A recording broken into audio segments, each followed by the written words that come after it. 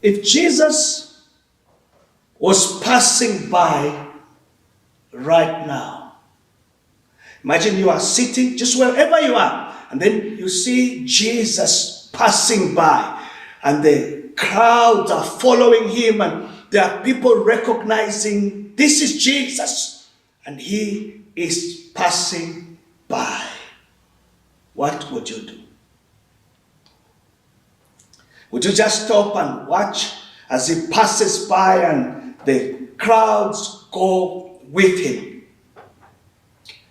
Do you think that the presence of the Lord being there where you are is there because you are there, or is just God passing by, his presence being there just for his sake? I want you to listen to a story in the Bible. It concerns a blind man. It's found in Luke chapter 18 and verse 35 to verse 41. As he approached Jericho, a blind man was sitting by the road begging. Now I want you to think about, here is the man, he is blind, he is sitting, going about his daily activity, he is begging. That was his job because he was blind. That's how he made a living, from begging. His circumstances obviously were not good. He was a blind man, and I'm sure he had this difficult life. I wonder what would go through his mind as he thought about his life. I think he looked at himself and said, but God, why? Why was I born this way? Why, am I here? Now, it doesn't tell us whether he was born blind or not, just says a blind man. I don't know whether he was born blind or he became blind, but whichever was the case, is that he sat there and this was his daily life. And on this particular day, Jesus was passing by. Now, what would you do if Jesus was passing by? Now, think about your life.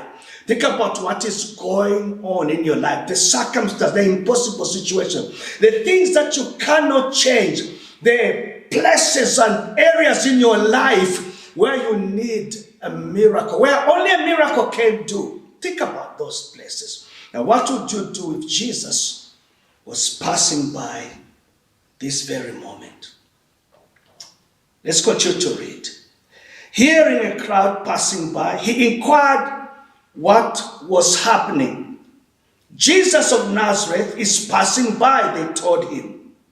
So he called out, Jesus, son of David, have mercy on me. Then those in front told him to keep quiet. Now, I've always wondered, why tell the man to keep quiet? Jesus is passing by. The crowds are following him.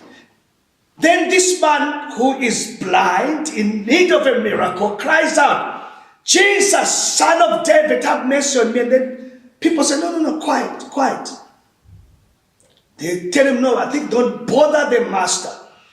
And many times, it's people that could quieten us, who tell us, no, you cannot reach out to God for this miracle. You are blind, just stay where you are.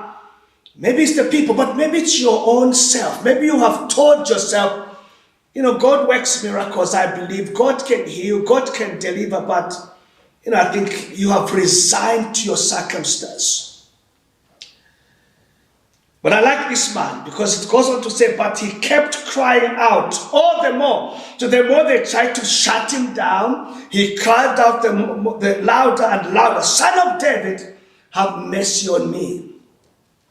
Jesus stopped and commanded that he be brought to him. And when he came closer, he asked him, what do you want me to do for you?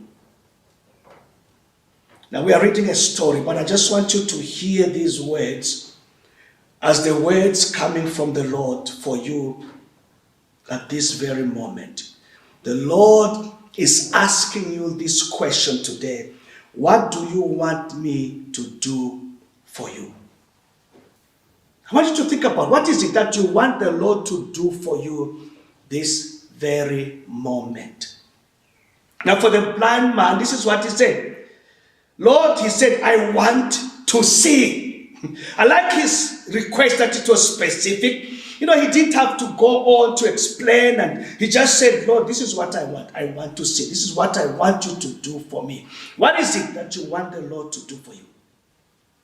His presence is there right now with you.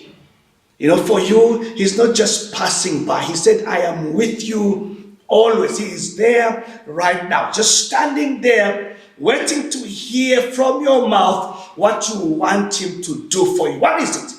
I want you to name it right now. Mention and be able in a specific manner, tell the Lord what you want him to do for you. Because he's asking you the question, what do you want me to do for you? Jesus went on to say, receive your sight. Jesus told him, your faith has saved you. I like this. He didn't say, my power, my hand. He said, your faith. You reaching out to me in faith. You expressing your request to me in faith has saved you. Your faith has saved you.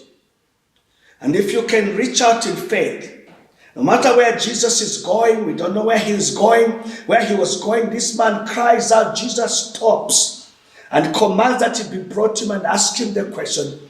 I believe he's asking you right now, what do you want me to do for you? For this man, he said, I want to see. The next words from the mouth of Jesus is, receive your sight. I believe as you tell him what you want him to do for you, the next words from his mouth will be, receive your miracle, receive your healing, receive that breakthrough, receive that promotion, receive that open door. Those will be his words, and he'll tell you your faith. If you can pray in faith, your faith will save you.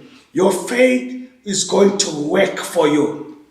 And the story ends by saying, instantly he could see, and he began to follow him, glorifying God. All the people, when they saw it, gave praise to God. I pray that as you reach out in faith today, the people around you, the people in your life will see, wow, look what the Lord has done.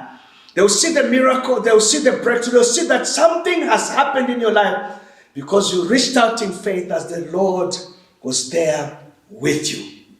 So, before I end, I want you right now, just take this moment and just ask the Lord, tell the Lord what you want him to do for you. And tell him in faith. And I can assure you, just like in the life of this blind man, your faith will save you today.